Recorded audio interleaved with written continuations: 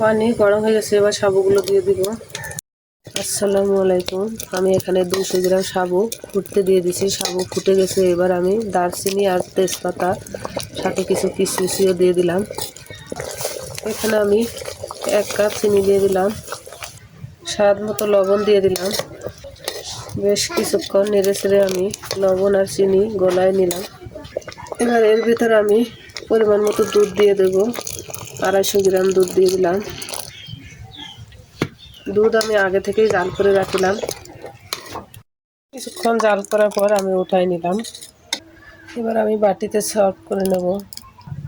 3টে বাটিতে আমি পরিবেশন করে নিলাম। এবার একটা বাটিতে আমি কিছু সিমাই দিয়ে দেবো, ভাজা সিমাই। সাবুদানার সাথে মিক্স করে নেব।